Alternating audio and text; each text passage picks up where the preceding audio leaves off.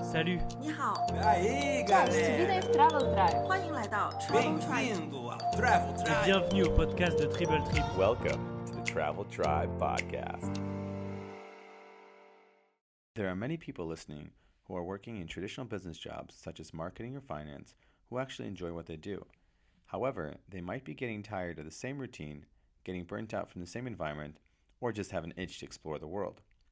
Today I wanted to shine light on how some people are taking their business skill sets to take advantage of international opportunities to work and live abroad. Not only do they get a chance to explore new cultures and sites, but they also add value to the organizations they join by bringing different perspectives and skill sets. Today on the podcast, we will be having Stephen Proud, Global Marketing Director of Brandigo in Shanghai, to discuss his experiences living and working in China. We will be covering how to get your foot in the door working in China, the advantages and disadvantages of working abroad, what it's like to raise a family in China, and lastly, his experiences and the response of the Chinese during the pandemic crisis. As a point of reference, this show was recorded live on April 3rd, 2020. Please welcome Stephen to the show. 你好吗, Stephen? How are you? 你好，我是很好。你呢？我很好. It's good to see you. Good to see you as well. It's reminding me of some of the Chinese I learned during my 3 months studying in China during my global MBA program. Our Chinese teacher would just sit there and laugh while we tried to pronounce the Chinese word, and he would actually particularly harp on me because of my Korean accent she said I had. So Mine was better in Beijing because Beijing has a sound in it, and you get that with my native Liverpool accent as well. So Yeah. my Chinese was better when we lived up north. That's fantastic. You got the Liverpool, Beijing accent, while I got the Seoul, Chicago accent in Chinese. But it's fantastic having you on the show. Thank you so much for taking the time to be with us. I want to talk a little bit about your story because you have an interesting story that we were discussing earlier today, because I don't think, 10, 15 years ago, or when you were 18 years old, you were saying, oh, I'm going to be living in Shanghai, China. No. How did this happen? Tell me a little bit about the story and how this started. Thanks for having me on as well, man. I've been looking forward to doing this. So this is, like I said, I think me and my family, we might be a little bit different from some of the guests that I've watched on the shows you've done so far. So Victoria and I, Victoria's my wife, we, going back, let me see, 2012, we were both doing the kind of the corporate thing. We were working as management. We were chasing the promotions. We were going to get married. We were going to buy a house. And then we just thought, hey, why don't we do a year abroad before we kind of have all of those things, before the roots go that deep, let's do a year abroad.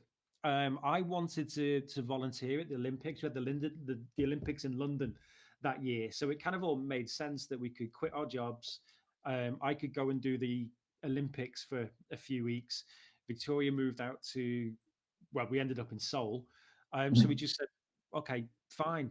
It was an overnight change for me. I'd always been kind of very career focused, done a lot of traveling, but not for longer than maybe 5 or 6 weeks for any single trip. So half a ski season or something like that. Victoria had lived abroad. She'd lived in Dublin in the past. She'd lived in Maryland for a couple of years as well. So she had to talk me into it, if I'm being kind of brutally honest, because I was like, well, I don't want to take a year out from my career because my career's on this kind of trajectory. And I just kind of think, well, that's, a wasted opportunity. So we made the decision. We were like, right, we'll do a year and then we'll come back and we'll get married and we'll buy the house. And that was 8 years ago. So it's turned into 8 years. And I don't think we'll be going back to live back in the UK anytime soon. Was there any kind of fear before you left? Because I know that when you're leaving from the UK, going to Korea, that first time, I mean, it's the unknown. You don't know what to expect. You don't know if you'll have friends. Were there any fears, and was it easier by going with a partner? For sure, it was easier going with a partner. Yeah, absolutely. We both done, like I said, we've both done a lot of traveling. So I'd spent an extended period of time in the US. I'd spent an extended period of time in Canada. living and growing up in the UK, it's a short hop to Europe. So, you know, you'd spend summers traveling around Europe and things like that. Victoria and I did a 4 week, 3 week trip in Vietnam a long time ago when Vietnam was like hardly experienced by foreigners. I'd done Mhm. Thailand maybe 20 years ago. I went to Thailand. So we've both done, so we weren't necessarily daunted by the travel. Had the two of us together was a good kind of, yeah, we supported each other, but we're both quite outgoing people as well. I wasn't really worried about culture shock or making friends. That was kind of part of the fun, part of the fun to go and be shocked and go and like push the comfort zone a little bit. If I'm being brutally honest, I'd done nearly 15 years in business and I was burning out. I was losing motivation, you know, chasing what you think the most important thing at the time, and maybe it wasn't the most important thing, but you expected, or certainly with the way I was brought up, you expected to, you go to school, you go to university, and then you go to work, and that's it now until you're 65. Mhm. And I was kind of ready to kind of go down that road, and it wasn't working for me. So the opportunity to go and have this time abroad was like let off a bit of pressure, make sure the job and the career that I had was what I actually really wanted to do as well. So it was a bit of a leap, but it was quite a therapeutic leap to take. It was good for me at that stage of my life to go and just get out of my comfort zone a little bit and try something different and try something new. At least for me and some of the guests I've had and some of my friends, you know, you have this gut feeling that something's wrong. You know, like when I was working right afterwards, I was like, something's not right, and I was just trying to suppress it and saying, just put your head down, just keep doing what you're doing. This is what you're supposed to be doing. But I couldn't get that feeling out that every day it was coming out like this is wrong. And you know, the older I got, the more I trust my instinct, knowing that it's telling me and it's guiding me on the direction I should be taking. So you get to Korea and then you get to China. And we talked a little bit about this, was that Seoul and Korea is kind of like a light Asia, right? It's a very westernized society. Like it almost is like an Asian New York. But once you get to China, I know that China is it's like the full experience. Tell me, how was that transition moving from Korea to China, and maybe some of the culture shock that came with it? Like I said, I kind of mentioned the culture shock is part of the fun. Like, don't get me wrong, just moving from the UK to Asia, there's a lot of big difference culturally, socially. Um, I remember the first time we were in Vietnam, seeing some guy and his partner on a motorbike with a 10-foot fully decorated Christmas tree in rush hour traffic and stuff, which you just not going to see that in, you know, on the old Kent Road in London in December. So anywhere you go, there's going to be that element of shock. But China can be quite full on in that. Not so much in kind of downtown Shanghai. Shanghai is probably the most foreigner friendly city in China. There's a lot of kind of former, like one of the big neighbors here is the former French concession. And that's, you know, it's a bit more of a cosmopolitan city.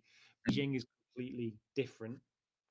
I mean, that's the other thing about China as well. You can't judge China on the one place you've been. So you spent some time in Dalian, but if you go and spend some time in the middle in Henan province, or if you head out east to Kunming in Yunnan, it's going to be completely different all over. Yeah. Again, completely different. So it's even now we've been in China, well, 6 years. I've been in China every day. At some point, something will surprise you, or you laugh, or shock you every single day without Yeah. fail. And that part of the reason why you stay here is because you thrive on that. We like that. It's what makes it interesting. I agree with you. I'm only laughing because I'm also remembering my time in Dalian, and every time they're just every day you just, for example, are walking. I was walking to class, just listening to some music, and it would just be something completely different that I would be like, "Wow, well, I never thought I would see that in my lifetime, but I just did," and that's fantastic. Do you have any good stories where you can kind of share some of maybe some other kind of cultural shocks that happened to you? Oh man, I don't know. I don't know if some of them I should be allowed to share. There's been a few interesting sites and a few different entertainment establishments. Like I've seen a llama serving shots right in the middle of nowhere. Yeah, in a town called what was it called? Pingyao, which is like an old historic kind of touristy town right in the middle of Shanghai. And we were literally, I think there was three foreigners there, and everybody else was kind of local tourists. So It sounds like something that you would see on a meme, right? Three guys walking into a Chinese bar getting served by a llama. But we discussed that China actually there's a lot of variety depending on what region you go to. I know you told me this earlier. It's kind of like the United States, where you know people from LA are very different from people from Austin, Texas. There's a lot of variety, and for some reason, I believe that us Westerners, and correct me if I'm wrong, just have not lived in China, been to China, envision China as this one image, and they have like the big red flag, and this is China. That there's a factory and people are working, and that's kind of the only image they get of China. Do you find this to be the similar situation with people from back home? yeah, absolutely. There's lots and lots of misconceptions, and it kind of ties back into one of the things that if you want to make the jump abroad and live in a country such as this, you're going to have to kind of manage how your family perceive the country that you're living in. So we had this when we were in Korea, and every time there's a little bit of saber in between the north and the south, you know, we'd be in downtown Seoul and nobody cared. It's something that happened every day, but because it was maybe there was a political agenda at the time, it'd be all over the Western press. So my mum would be ringing up saying, "Are they flying rockets over the city? Do you know where your bomb shelter?" I'm like, "What are you talking about? It's just not like that."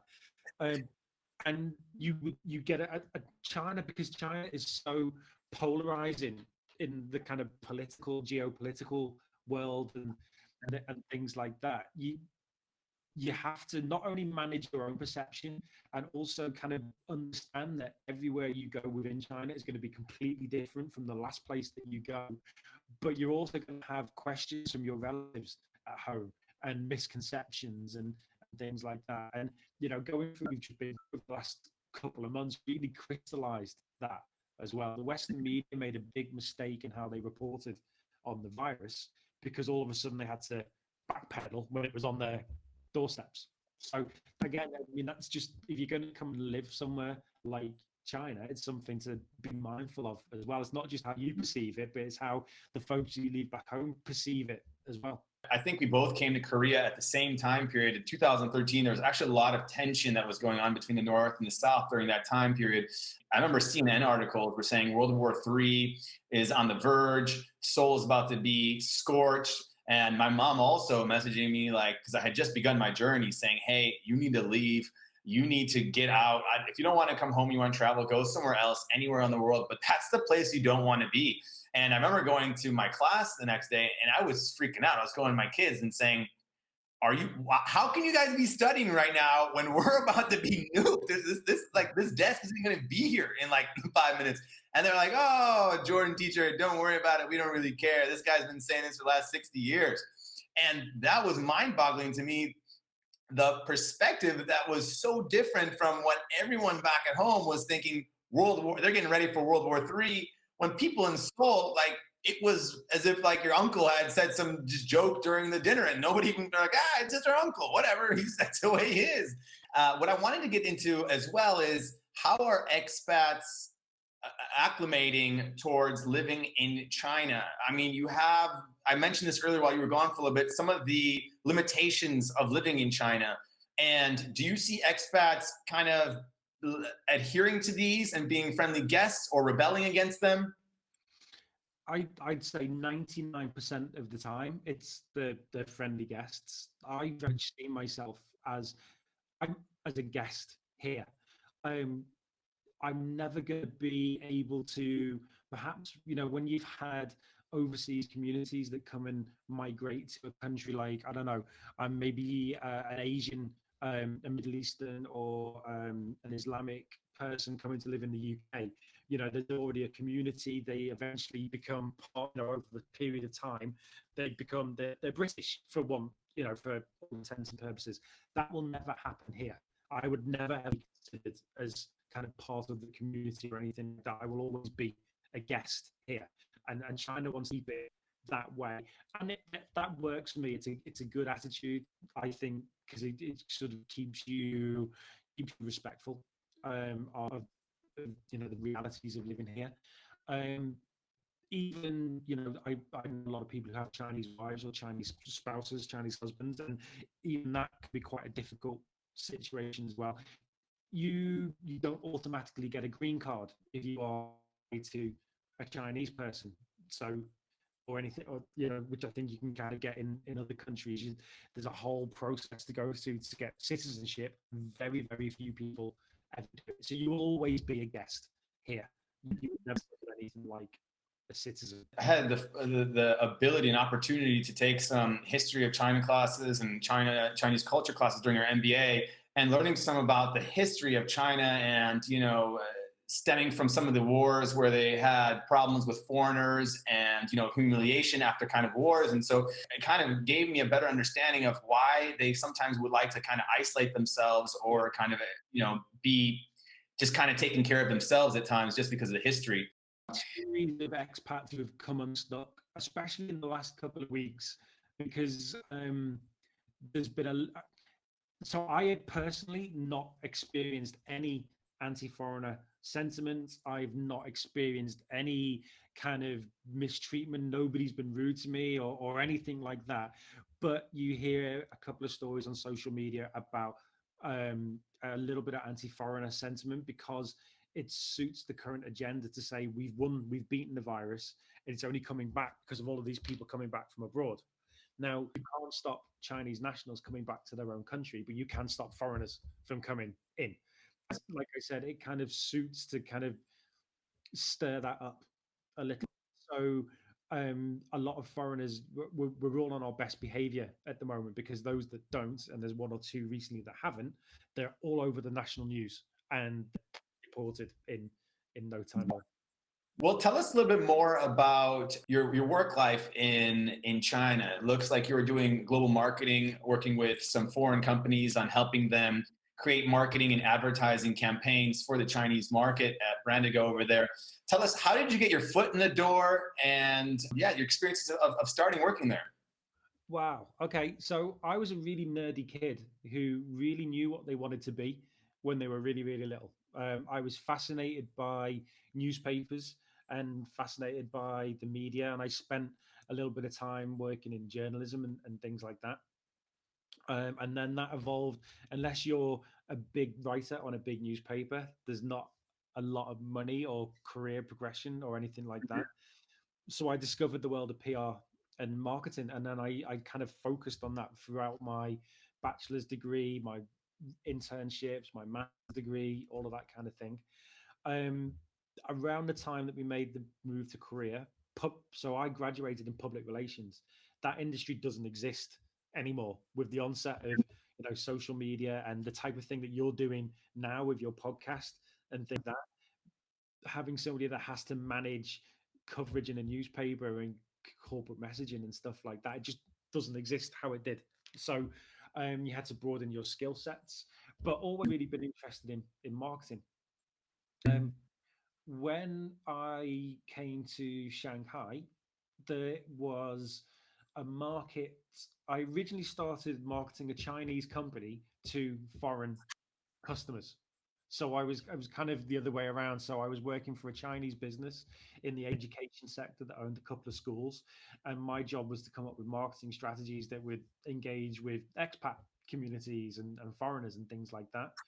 And that was awesome because that gave me a really good insight into how Chinese business works and runs. Because again, it's quite a different attitude to things, a real different working culture and stuff like that.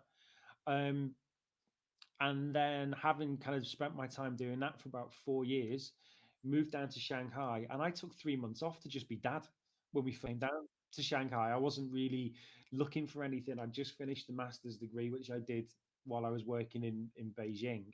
And Mike, who's my now boss, kind of was interviewing for a role. I didn't get the role that I interviewed for, and he offered me the directorship based on, I've got 20 years experience working for, it's really nerdy, man. It's none of the glamorous marketing and PR or social media or Instagram or anything like that. I do the nerdy oil companies and banks and logistics companies and chemical engineering and stuff like that. We don't get any celebrity photo shoots. We don't get any Kardashians when we're doing our infomarketing or anything like that. But I like that. This is the side that I've always been interested in. So kind of based on all of that experience, based on my kind of educational background, this opportunity came along and I just went for it. It was something that I felt I felt I'd enjoy it. It's a constant challenge. So now I'm really, really lucky. My office is in Shanghai. My other office is in Boston. We have people in both who are really talented people. I'm one of two foreigners. The other foreigner is actually one of the company owners who's Shanghai office. The rest of my team are all Chinese, but they're all hugely talented and their English is better than my English. So I kind of let them sort of do what they're good at, and I focus on the strategic side of things for the agency and for developing new business and new clients for businesses overseas who want to do social media marketing in China. And are there any kind of skill sets, for example, that if you are a foreigner and you come to Shanghai, are there any kind of skill sets that people are looking for in foreigners? For example, maybe different perspective or different kinds of strategies? Yeah, so I think regardless of what it is, you have to have a very high level of cultural intelligence to come and work in China, especially if it's within a Chinese organization. Because things are so different and attitudes and values are so different. So you have to be able to have the skill set or the flexibility within you to operate in that environment and to be able to work like that. It's part of being an expat I really enjoy, is mixing with all these different cultures and things like that. In terms of the type of roles, good. So China is very good at the making and very good at the doing and very good at the selling within China. But for businesses who are looking to expand beyond China, that's where there's opportunities for foreigners to come in and have a role. The thing about working for China, or coming to work in China, is it's quite a complex visa process. So it's not quite as easy as some other countries to go. There's very, like, you have to have a degree. So regardless of what you want to go and do or work in, if you want, unless you're like a top level athlete or something like that, you have to have a degree to get a visa, regardless of. Yeah, they would not be letting Kobe Bryant into China without his college degree. Yeah, unless you've been like a top level engineer for 50 years and learned on the job and you're famous in your field, then it's just not going to happen. I guess, I mean, there's a lot of expats come as a teacher. They will start off as a teacher, and that can be quite, the salaries and packages that are on offer for qualified teachers in China are really, really attractive. Teachers get the highest. I think the only one that comes close would be teaching in Dubai. Said if you get into one of the big international schools, you can get a really good, attractive package with flight allowance and healthcare and an apartment that comes with it and things like that. I know you're mentioning that your wife over there works at one of the international schools, and I was also looking at some opportunities before because I know my friends are living out there as well, and they have really attractive packages for people who are looking to teach in China. And for me, I think that's if you are young and if you're still, looking to explore the world, I can't imagine a better opportunity to see something that is so different than what you're used to, experience a culture that is completely different. Not only will it open up your mind, but you are getting such attractive packages. You mentioned they pay for your flights, you have flight allowance from back and forth, you have summer and winter vacations, you have a lucrative salary, usually comes with a housing allowance. They usually have to give you assistance to help you as soon as you land. I know there are horror stories out there, of course, of private companies, but most of these established companies or schools, they will really offer some fantastic packages for anyone looking to take it that route. And I can only imagine that there's going to be a significant demand because of what recently happened or what's going on, of teachers to come to China. Yeah, for sure. And the other thing is, if you're based in Shanghai, there's two international airports on a state of the art subway that will take you there. And excuse me, you are a few hours from Thailand, a few hours from Cambodia, a few hours from Vietnam, Singapore, Japan. You are 8 hours from Bali if you want to Mhm. kind of know. So it's a real nice hub to then also explore other parts of Asia, in Southeast Mhm. Asia, while you're Yeah. here. Not to mention how much there is to still see in China. I was there, and I wish I had even more time. I only had a chance to go to Shanghai, Xi'an, Beijing, but there's just still so much to explore there. Yeah, absolutely. One thing that I will say is the language barrier is quite a challenge in China, more so than anywhere else that I've ever been. Not so much in Shanghai, but even in Beijing to some extent. The sooner you can get a basic grasp of Mandarin, the way your life will be much easier. And it's not like you and I were both in Seoul, and the level of people speaking English was everywhere. And like I said, they speak English better than me. But you won't get that in China. There is Mhm. a significant language barrier here, so learning a little bit of the language is absolutely paramount, I think, to have Yeah. an easier time with it. And it's also fun to learn new languages. Of course, I remember when I was doing my Chinese course, I actually had such a blast of learning something in Chinese and then trying to go to the supermarket or going to the restaurant and saying, "Fu Wan, yi tong duo xiao qian," and they'd be like, Yeah.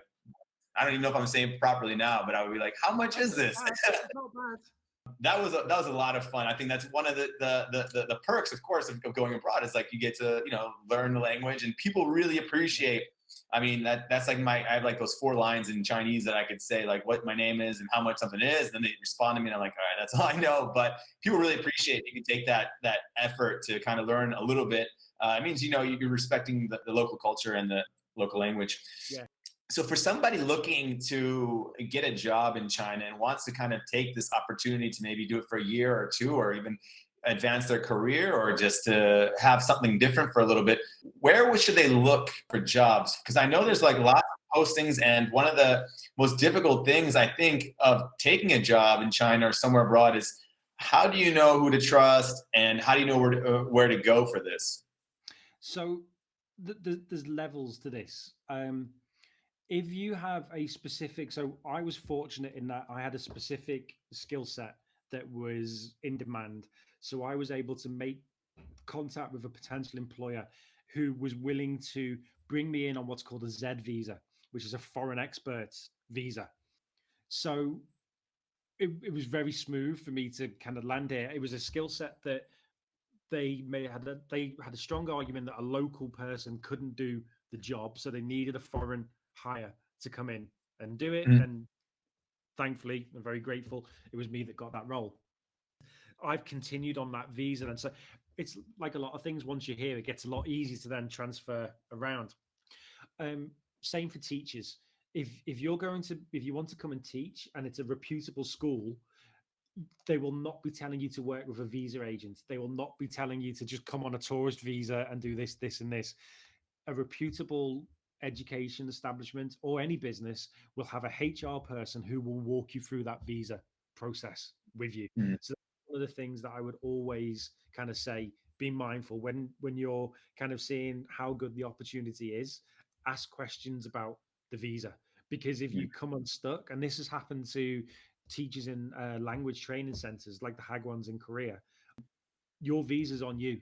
It Mhm. won't be your company that get into trouble. It'll be you'll be on the next plane, deported with a 10-year ban from ever Mhm. becoming back in and whatever else they manage to punish you with. So um, don't like ask questions about the visa, and a reputable company will have a HR person who's an expert in doing that. What a lot of people do, if it's not necessarily a teaching career that you want to come and do, a lot of people will come and maybe for the first 3 months enroll in a language school, so that you can come on a student visa, spend 3 months learning Chinese, and then if you kind of look for opportunities. So I've hired people in the past who are expat hires, they're already here.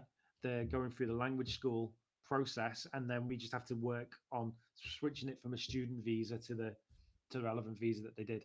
You're not allowed to work on a student visa. You're not allowed to work on a spousal visa as well. So it's kind of a dull thing to have to worry about. But in a country that is quite as bureaucratic as China is, visas are super key, and you want to be challenging the person who's offering you the visa, making sure you know the ins and out of your visa as well.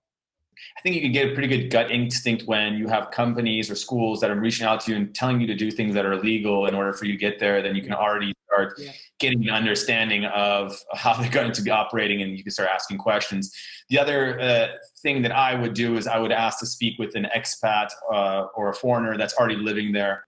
Hopefully you can get a good sense that they're being honest with you of what the conditions are. And sometimes they will tell you like, hey, it's really not how they advertise it. So definitely do your due diligence before you take that commitment of going abroad and joining a school. The more reputable, of course, the better. But do your due diligence, because you hear horror stories all the time of people taking teaching jobs in Korea or China, and it just turns out a disaster. So that's why I always ask that question, because it is a tricky path to navigate when you're trying to do it, because you're already taking on a risk, you're already nervous, and having that on top of everything is a huge bummer that can kind of cancel everything that you were going to plan to do. So yeah, for sure. And then having said that about all the visa stuff as well, like it is hard to get into China. There's a lot of paperwork to get here.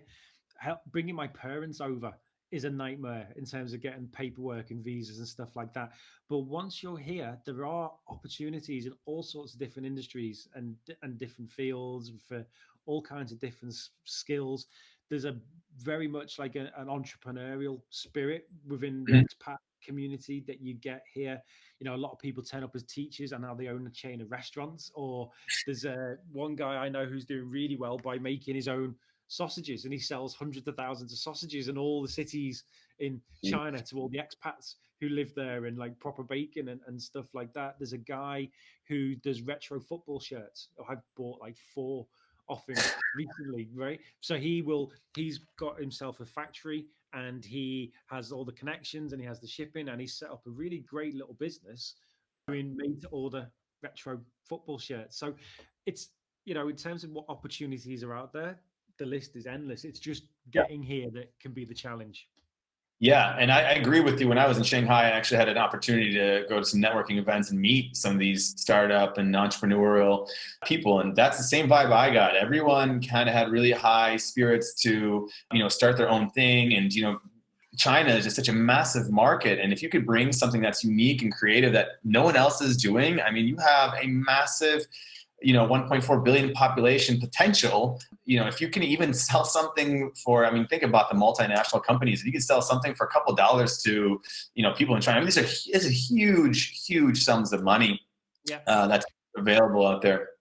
And I also met a lot of people that came originally as teachers, and from there they kind of branched out as well. You know, some went into journalism, because different opportunities end up presenting themselves to you when you end up living there because of your unique skill set or perspectives. I want to say, you just said it more succinctly than I said it, but yeah, once you're here, and that's one of the big differences that I found between living in Korea and living in China. So living in Korea as an expat, there were very few, unless you were brought in for a specific project by a company, there were very few expat jobs that weren't within education or teaching or coaching of some description. Whereas in China, it's such a broad spectrum. That's a reason why I kind of reached out to you to do this show, because it was an interesting industry that you kind of went right into a business thing and doing something kind of non-traditional of not teaching, which is what you usually hear in China. And it's cool that you're using your business skill sets, that even if you at some point decide to go back home, you know, you still can transfer those back home, which is just phenomenal. One thing I wanted to ask, which I'm curious about, because I haven't worked in China, but I know, for example, when living in Korea, what is the corporate culture like? Because I know in Korea, it was intense. People working long hours. I think they have some of the longest working hours of any country in the world. And there's a huge drinking culture, which was another facet that I wasn't even familiar with, that would even translate it to us as teachers, you know, going to the hueshiks of drinking with your boss week or whatever it was. And how was the corporate life in China? again, it's kind of varied, and it varies where you are as well. So being in Shanghai, the company that I work for has three owners, and two are American and one is Chinese. And Mhm. we have a very Western culture that perhaps my Chinese teammates have struggled to adapt to a little bit. So Mhm. when we all had to work from home for 7 weeks, it was fine for me because I'm used to remote working and having a bit of flexibility. Whereas my Chinese colleagues, it was kind of so far out of their comfort zone to not be in a working environment. Some of the big tech companies, Jack Ma, who owns Alibaba, he introduced a thing which is kind of like a buzz phrase on social media now, which is the 996. So it's Mhm. working 9 o'clock in the morning till 9 o'clock at night, 6 days a week. And that's how you're going to be successful and build a big company and all the rest of it. So some of the kind of the China tech startups that have spin it off into bigger corporations and things like that, they very much have that in place. Don't be surprised if everybody's expected to sing a song at the beginning of the day if you're working, or kind of doing group group kind of exercises in front of the office building and stuff like that. A lot of businesses do. Even if you walk outside, there's beauty salons. You'll see all of the beauticians and hairdressers all like lined up, standing to attention, while the hairdressers shouting mantras, and they'll all salute and join in and stuff like that. So but it comes back to what we were talking about combating the virus. It's having that collective. It's being seen as part of a greater good. It's a much less individualistic Mhm. society in China than I've experienced everywhere Yeah. else. Depending on the company, the work culture can be quite intense. What I found as a kind of a B2B specialist, I won't necessarily be at my desk from 9 till 6. Like I might go to the gym for a couple of hours during the Mhm. day, but then I'm working 8 till 10 because Mhm. so it kind of evens itself out. And you'll see that a lot. You'll see kind of people walking out of the office and taking a longer lunch, but they'll be in the office till 9 o'clock at night as well. So the working day isn't perhaps the most efficiently structured. I mean, you talking about long working hours in Korea. I've heard Mhm. story. It wasn't the most efficient way of working a lot of No. times in some of Yeah. those companies. I've got friends who work in a more traditional Chinese environment and are expected to be long hours, join in all the company activities, go to KTV with the boss. KTV's the karaoke parlors with the boss afterwards and stuff like that. My personal experience, I haven't had that. The company I work for is like a trendy marketing agency, so we model ourselves on a more Western working practice. And how is the harmony between maybe not just at your place, but maybe some of your friends or colleagues that are out there? How is the harmony between the Western staff and the Chinese staff? I know there's huge cultural differences. So are they able to work together, or is there clashes, or how do they integrate these two different kinds of cultures to working towards a collective goal? What I will say is the onus is going to be on you as the Mhm. expat to address that barrier. For lots of different kind of Chinese people, in my experience, are culturally quite shy.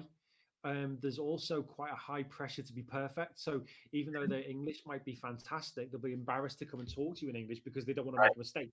Which we wouldn't necessarily care, but that's just how they've kind of learned and been brought up and things like that. So it's unusual that a Chinese member of the team will be the person to instigate bridging that gap. It's very much on you as the expat to proactively, join in, ask Mhm. questions, be curious, don't be afraid don't be afraid of everybody laughing at you. Every time I open my mouth, all of our design department just crack up laughing, and I don't know what they're laughing at. And anybody who's a bit more sensitive might get a little bit paranoid. About, it's an embarrassment, it's a shyness, it's a cultural thing. Being if you're going to integrate it, like I said, it's on me to go to them and be curious and respectful and show interest. It would never come the other way, in my experience. And some of these collective cultures are so ingrained in not only in the work life, but also outside of it. When I was in Korea, for example, I remember like anytime you go eating, you're going to eat in a collective group, right? You're eating Korean barbecue, you're eating, together. You don't order individual, like, oh, this is my burger, nobody touch this. It's collective, and that kind of, it slowly gets you adjusted to just the new culture. And I remember one of the bigger culture things I had in Korea was during our last semester, one of the children wanted to order some chicken for the classroom, or I told them all to sit down and take a napkin, and they're like, no, like, why can't we just eat together on this one table? It was just like why not? I guess let's do it. And it was just so foreign to them to have to sit down and eat by themselves and on one napkin of one piece of chicken. So that is interesting about the different cultures and coming into harmony together. So I want to kind of start getting towards the tail end of here. And I want to, first of all, congratulate you. You just became a father recently. And to some of our viewers who have families might be wondering, well, how is it like to raise a family or a child in a completely foreign environment? Can you share some of your experiences with being a new dad in a foreign environment? So I guess for us, it's been nothing but positive.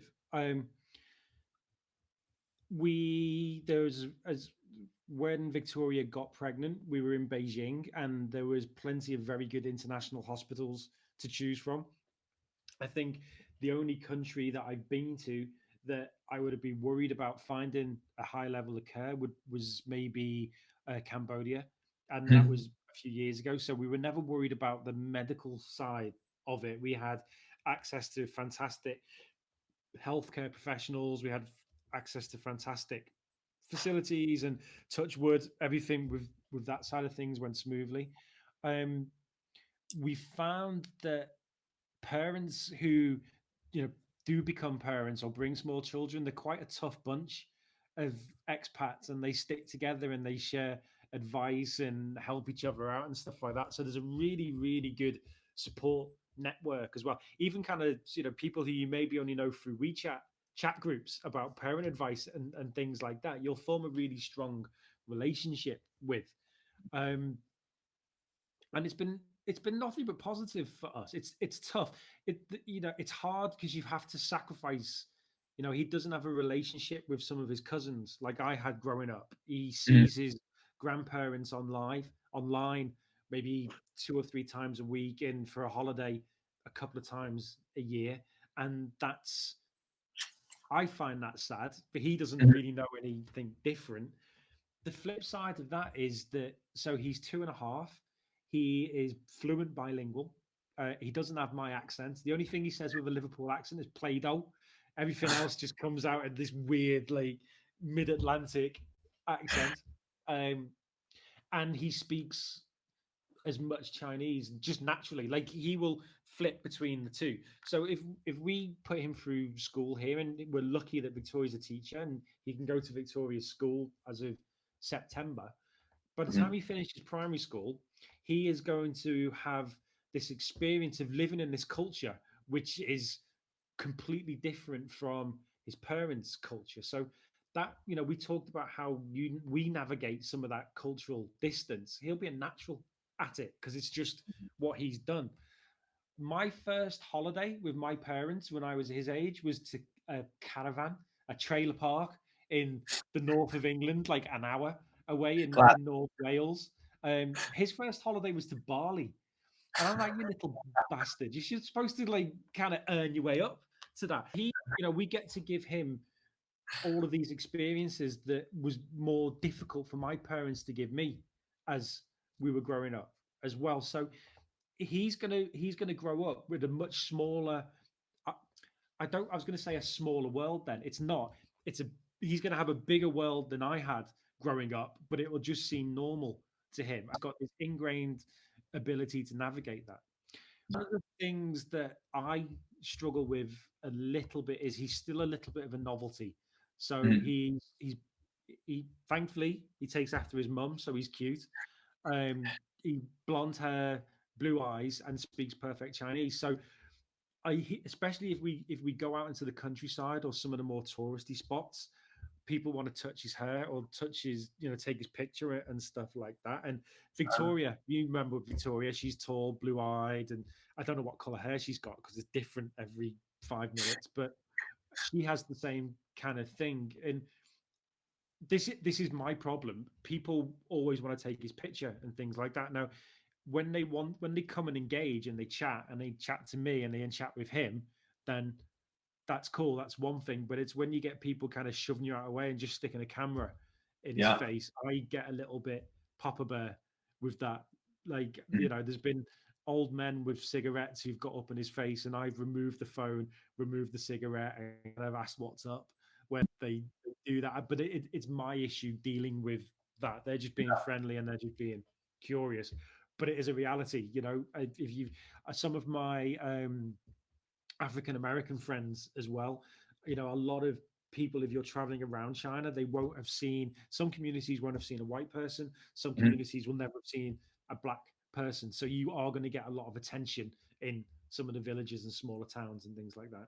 But like I said, it's just, it's a fantastic experience. It's been nothing but positive bringing him into the world in China and bringing him up in China, and hopefully it's going to set him up nicely in the future as well.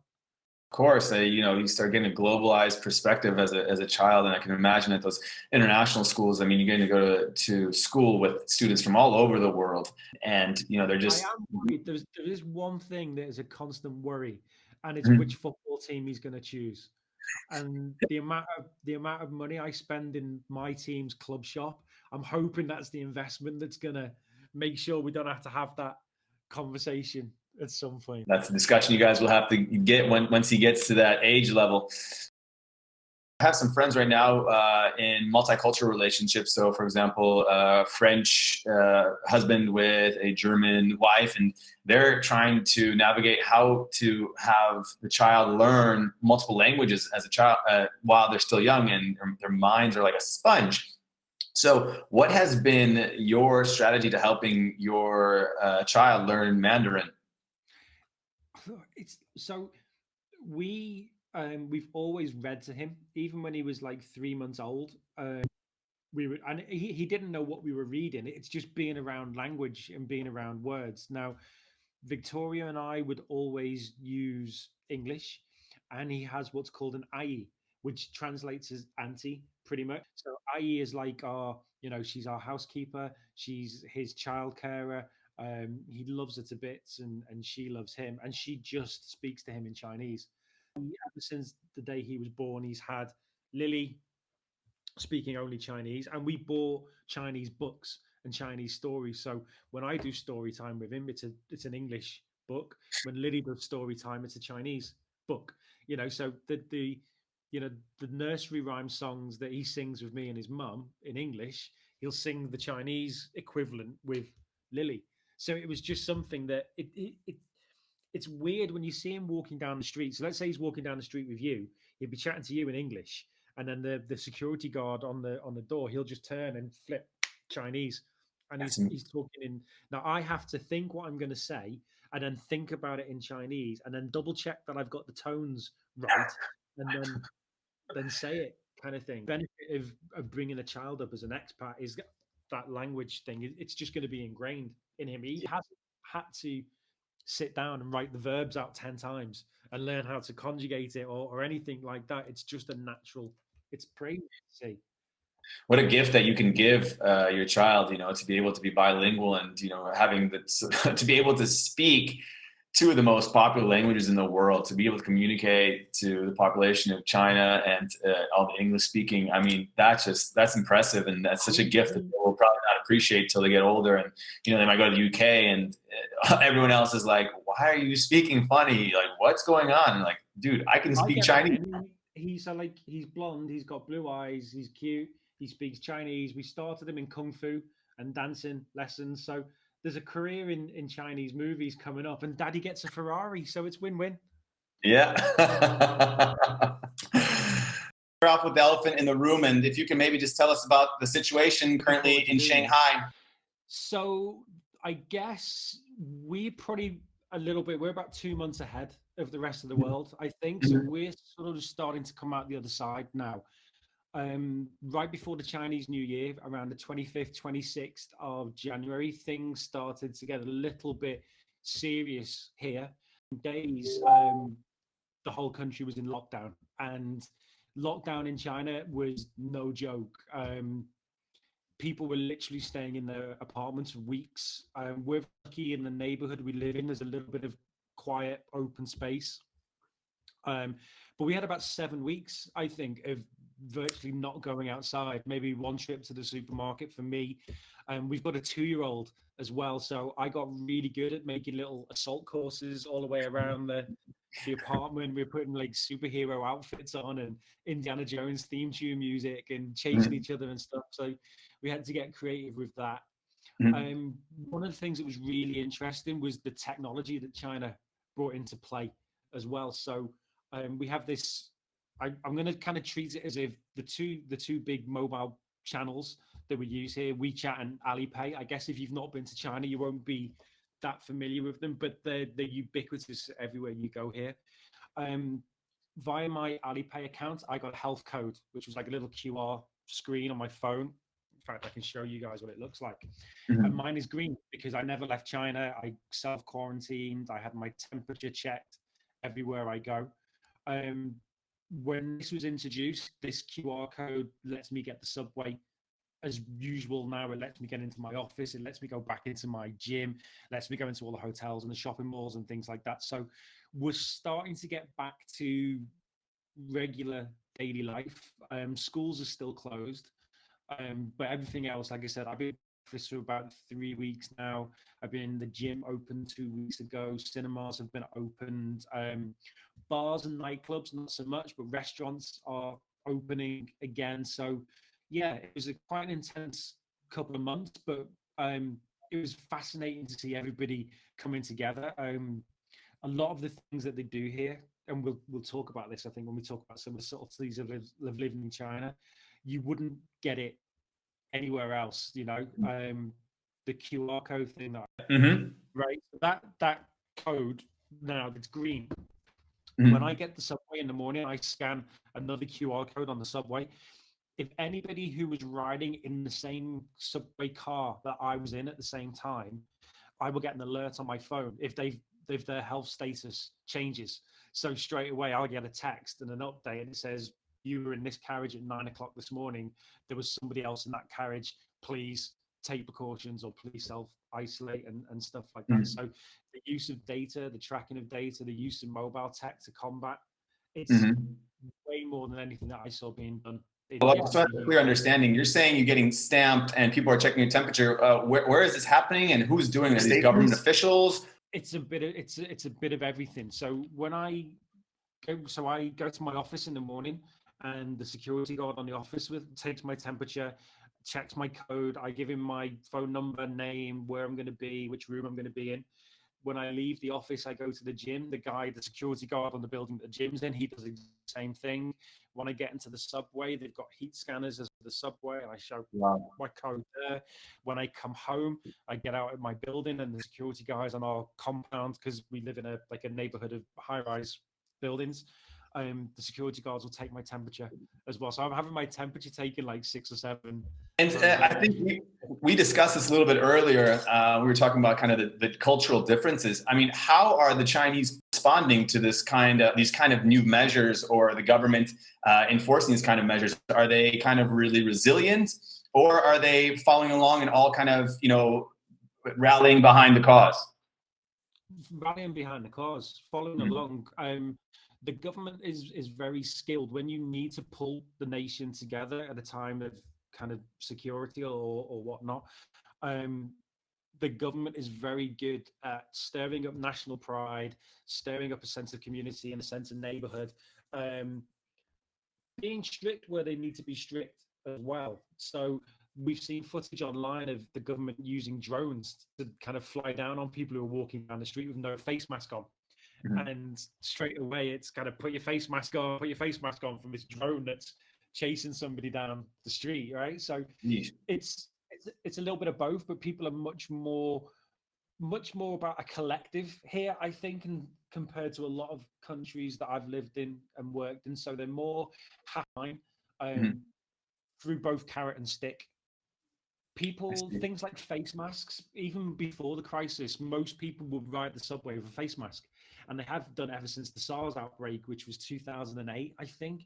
You go through a Chinese airport, people are wearing face masks even. So it's a normal sight. It's not something that would freak. I know we're going to talk about this later, but it's a very, very different system and culture. And all of that mixes together to make, the reaction is completely different to what you maybe get in the States or what we get in the UK or something like that. Yeah. And I just think about this when you're saying these drones chasing you, reminding you of your I can only imagine the kind of responses we take in the United States. They would be shooting the drones down. This drone is not going to be on my property. Yeah. And it'll be a couple hours later. Like a trophy, like one of those heads in the hunting. No one will encroach on the freedom wall. The freedom trophy will just be But so people kind of fight against these measures from the Chinese government. I haven't seen anything like that. There's been some high-profile stories of expats doing that kind of thing, and that works in the government's favor a little bit, because the message that they've got at the moment is that they've done a lot to combat the virus, and it's people who are coming in from overseas now that are potential to have it rear its ugly head again. So as of last Friday, no foreigners are allowed to enter, regardless of your visa status or anything like that. We never left, so that rule doesn't impact at all. Wow. I think over the last couple of weeks, if you came back and you were checked at the airport, if you had symptoms, you were given a government quarantine, or if you'd been into a hot zone. If you were just coming back into China, you had to do 14 days self-quarantine at home. And different neighborhoods reacted differently, because it's the local neighborhoods that manage it. It's been pretty relaxed. My little boy speaks really good Chinese, so everybody in the neighborhood knows him. Like the little blonde 2-year-old that speaks Mandarin, everybody recognizes him. They know we hadn't gone anywhere, so everyone was really, really cool and relaxed. Some people who I work with or who I'm friends with, who maybe when the virus hit, they decided to bug out. Plus, it was Chinese New Year, so a lot of people had weeks off when all this started. So they were leaving the country anyway. When they come back, there's been quite a lot of restrictions for the first 14 days they'll be back. Some neighborhoods, they are putting tape on people's doors and putting motion sensors on the door, so they know if you're breaking your quarantine. Oh, wow. But the neighborhoods have been really nice with it. Like, they will bring your shopping once a day. They will bring your takeaway to your door and knock on your door, and they will take your trash every day. So you leave it outside your door and they'll take your so it kind of trickles down. So you've got central government who run it, and then you'll have the provincial governments, and then there's the city government, and it goes all the way down to district, right down to the neighborhood. So our neighborhood has a committee, which is mostly volunteers and and the security guards. So they're the ones who are acting on the policy that comes down from above. Wow. So these volunteers are risking their lives and their health in this is kind of interesting. As I mentioned, when I was living in China, I really felt like some tech issues. So I'm going to tell you a little bit about my story. So originally, when I was living in South Korea, I actually had no interest in visiting China, to be honest with you. I was more interested in visiting Japan and Indonesia. But during my master's studies, during our MBA program, we spent the summer in Dalian, China, at the Dongbei University on the northeast corner of China, a little bit close to North Korea. Dalian's on a little peninsula over there. And it was a fantastic experience. I really, really enjoyed it. I was actually blown by the culture and the sights, the food. And it was a little bit like the wild, wild west out there. But the first thing that I noticed, of course, was when we went out there, we were all paired with a Chinese buddy from the university who helped us secure housing, because it's difficult, of course, to get an apartment in China if you can't speak Chinese. And so our Chinese buddies picked us up at the airport, which is unheard of. I can't. This kind of kindness was surprising. So I was picked up by my Chinese buddy. We went to get hot pot, and we had a good time meeting each other. And then, of course, she set up my apartment. So it was a great experience to move into a completely foreign country and someone just to take you in with open arms and help you get a phone plan. I was kind of blown away. And later, as these kind of cultural differences started to come out, like one of the first things that we were told is that you have to notify the police of where you're staying within 24 hours of arriving in China. So you have to give them an address. And of course, we were hesitant, and this was something that we were not used to. But as the weeks came along, you start adjusting to the different environment. So, for example, you couldn't use Facebook, you couldn't use Gmail, you couldn't use Google, but you find ways around it. You get VPN walls, and you learn to adapt pretty quickly to these circumstances. And I was actually invited to a birthday party by my Chinese buddy, and we went and got hot pot and had some really good food.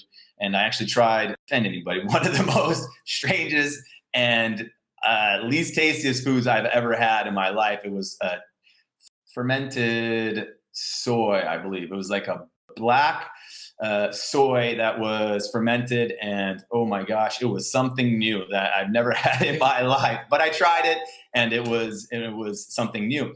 But the question I had while I was at that birthday was, I was curious, asking these locals how they feel living in China, and some of the policies they have, like the one-child policy, and these kind of what we as Westerners would believe is an infringement on our individual liberties, and how they viewed it, not being able to use Google, these kind of different policies. And, they said, the government is the way it is, and we don't really care so much, and we just live our lives. And so that was kind of the theme I got when I kind of kept meeting more and more people, was the government, certain policies in place, but people don't really get so worked up about most of these. And actually, my buddy turned to me, she said, we have 1.4 billion people. I can completely understand why the government had a one-child policy. They really didn't need to, really need any more people here. We already have enough people as it is. So it was interesting, their perspective and view towards the government while we were there.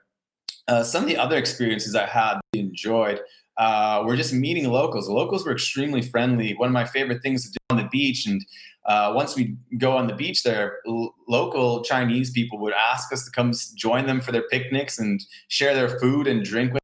Of course, we weren't really speaking Chinese that well, and they weren't speaking English that well, and so we would use WeChat in order to communicate, just translating to each other. But they were extremely friendly towards us, which was really uplifting and a great feeling when you are in such a foreign land. The other thing I wanted to also mention was intriguing to me was, while we were taking these history courses of China and how they always had such a big fascination with the environment, I was blown.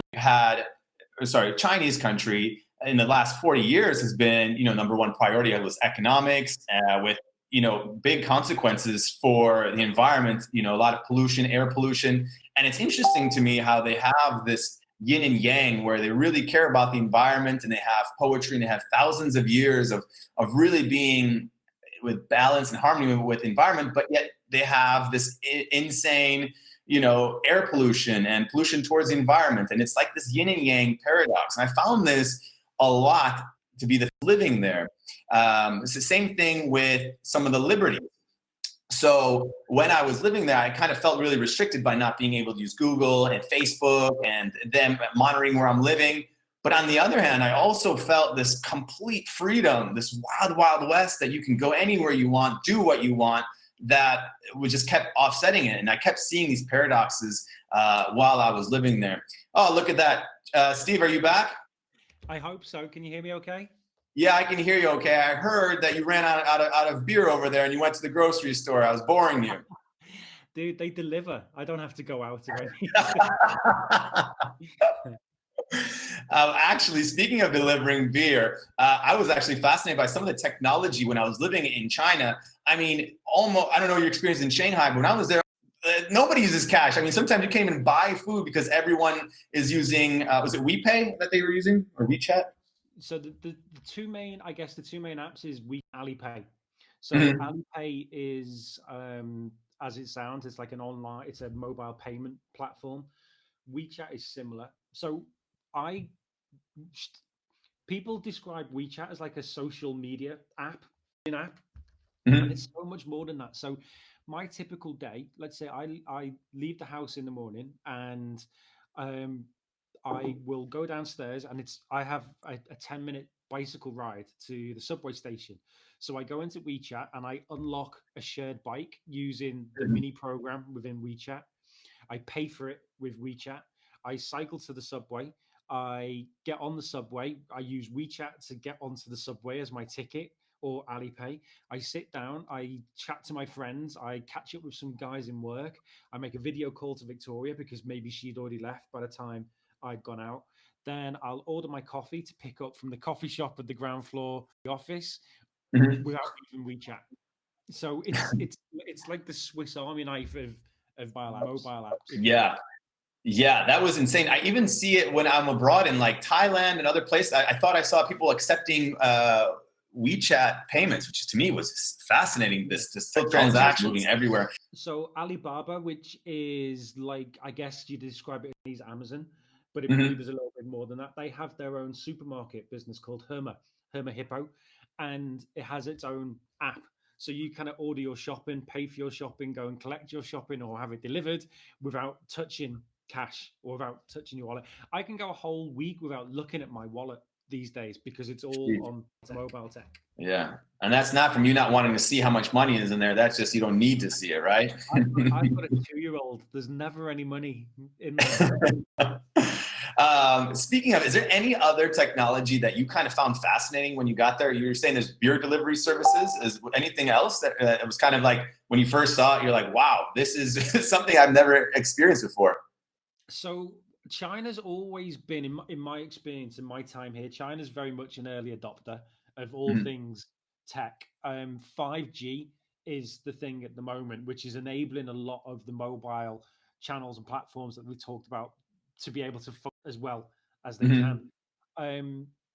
You've got to think, like, most people's experience of internet in China, they kind of skipped a generation. Even the kind of elderly who wouldn't have had a computer and wouldn't have had a laptop as they were growing up have gone straight to it. Probably didn't have a mobile phone when you and I had mobile cell phones, have gone straight to the smartphone. So their first experience, be it an 18-year-old or an 18-year-old, of accessing the internet and accessing the technology is via a smartphone. So they're just connected to them, and it's part of their everyday life. That's interesting. And that was also kind of some of my experience when I was living in Korea. I kind of also felt like the tech was a couple steps ahead what was going on in the States. Like I remember just getting into your door, everything was keyless. Like everything you always was electronic, and you go back home and everyone's still using it. But we were talking before we lost the feed, we were talking about the combating the virus here, and mobile tech and the mobile platform, very much part of China's strategy to combat that. So much so that I think they've got that much of my data now. They're probably not going to want to give it up afterwards. But also mentioned while you were away that we had a video call earlier today, me and you were in your office over there in Shanghai, and it seemed like everyone was like life kind of back to normal. Everyone was working in the office, and is that kind of the vibe that's going on in Shanghai right now? Yeah, so it's a long weekend this weekend. It's like in the UK we call it a bank holiday. I guess it's like Labor Day weekend or something like that in the US. Tomorrow, me and my family will take a bike ride along the river. There's public places, there's public sandpits that my kid goes crazy for, and then we'll go and have some lunch and cycle home. And yeah, that's, we can't go to the karaoke bars and we can't really go to the cinema, but other than that, there's pretty much no intercity movement. Or are there any domestic flights? There's domestic flights, but depending on where you're traveling around, you might. So if I went to Beijing, for example, I might have to do some self-isolation and some quarantine. Other than that, yeah, we're pretty much, I mean, life's back to normal, but there's no travel or intercity transportation or anything like that going on. But it's, the flip side, it's not a particularly sensible to do that anyway. Yeah. We've just started to get Shanghai back to normal. I don't think anybody wants to risk that just yet. Yeah, absolutely. Yeah. And where are you getting your information from? Like you just said, you might have to self-quarantine if you went to Beijing, or, people are telling you to have to download these apps. where is this information coming from? Do you guys have your own briefings every day with your own Chinese Dr. Fauci giving you advice? I mean, there's Western owned media, Mhm. foreign owned media within China. There's dedicated WeChat news channels and news providers. There's the state media, and important news and will be issued in English. And yeah, I mean, it's again interesting that the government has used social media and relied on social media kind of trickling amongst the wider population to pass on the messages about, you know, what the rule changes are, what the restrictions are when they've been lifted, and things like that too. So again, all via mobile phone, via WeChat. Fantastic. That's fantastic. And I was just telling people while you left that, you know, it was an uplifting moment and optimism of seeing you this morning working in your office, knowing that life is going back to normal. I was just discussing how I think the worst hopefully is over for you over there in China, and it's just starting to hit the U.S. And it probably will be a pretty rough next couple of weeks as we are trying to make our way over the hump. But it was uplifting to see that there is the tunnel, that you guys have overcame it, and that you guys are slowly coming back to normal routine and normal life. Yeah, for sure. We had none of the food shortages. I'm going to have to ask you, nobody in China understands this. What's up with the toilet paper? We have to use the restroom a lot. Well, all right. But like, I mean, we had a tough couple of months. There's always like a little bit of underarching anxiety, which never goes away while you're doing the self isolation. So it is tough. It's great now, and it's getting better. We're still vigilant, you know, still taking our temperature, still washing our hands, still wearing face masks if they're in crowded places. But you're right, life. That's fantastic. That is great. I mean, honestly, I'm usually an optimist, and I like seeing the positive side of things. I'm really happy that there is this light at the end of the tunnel, because if you're reading the media back home, it just seems like this, you know, like restrictions, and you can't do this. And when they first they closed the NBA down, that's when I knew things were getting serious. And then the toilet paper was gone, and you know, just one thing after another. And it's good to see that there is hopefully light at the end of the tunnel, and that we're going to be able to kind of get over this together. So I wanted to thank you today for appearing. And towards the end, I have 3 quick fire questions I wanted to ask you. Okay. Okay. First one is, what is the craziest meal you had in China? Starfish. Oof. How was it? Dry. A little bit. But then at the same time, I ate a scorpion and some critics. In Korea, I ate a live octopus, and in Cambodia, I ate a tarantula. So it's all been kind of weird. But yeah, starfish was pretty odd. While you were away on the tech difficulty, I was telling you about one of the strange things I had in China. Was this fermented black soy? I'm not sure if you're familiar with this at all. Tofu. Sorry, it was tofu. That's what it was. It was tofu. Yes. And I remember trying not to be rude, and my Chinese buddy's like, just try this, see what you like. And I was just like, wow, that was a totally different taste. One of the things, so like in Shanghai and in Beijing, bullfrog. There's restaurants that specialize in frog, and you'll be kind of with colleagues or co-workers or guests, and they want to treat you as the guest of honor. So the best bit of frog or fish head will be kind of put on your bowl, and you got to go for it. But yeah, that happens a lot. Cool. Thank you for that. Second question. I know you're an avid snowboarder. Favorite place you've been in the world snowboarding? Easy. Niseko, up in Hokkaido, northern Japan. I went off the back country on my own for 2 days. Didn't see a single other person. The powder up here. That's easy one to answer. I had a feeling you were going to say that, because I remember you raving about how the snowboarding and the amount of powder that was in Japan was something that you've never experienced before. Last question. What is one of the most underrated cities or destinations that you have been to? Oh, that's a good one. Phnom Penh. I really loved Phnom Penh when we visited the inn. I'm a really big fan of it. We've been to Vietnam a few times and always really enjoyed it. But Phnom Penh, we went maybe 5 or 6 years ago now, and really felt like a kind of little parts of that city, really undiscovered jewel. met local taxi drivers who took me to the boxing with his family because he knew I was into boxing and stuff like that. So yeah, I really loved that part of the world. Well, thank you so much on being on our show today. It was such a pleasure. I enjoyed it. I got so excited just talking to you earlier when we were just chatting one-on-one. It made me get goosebumps again thinking about my time in China and how much fun it was and how exciting each weekend was. You're welcome. Come and stay. We've got a spare room. It's en suite. You have the whole place to yourself. I can't promise you that Iggy's not going to wake you up at 6 o'clock in the morning, but you'd be very welcome to come and pay us a visit. Yeah, I'll be taking Chinese lessons from a 2-year-old. So that would be a good experience. But yeah, thank you again. I really appreciate it. It was fantastic hearing about your story, hearing about some of your advice for people looking to, if they were interested in working in China. I know you mentioned as well, sometimes you guys look for interns to work for you guys at Brandigo. So feel free to reach out to Steven if you can be of any assistance. And thanks again, and xie xie, and we'll talk again soon. Mei Wenqi. Take care. Stay safe, buddy. And you, mate. Take care. Bye-bye. Bye, everyone. Ciao.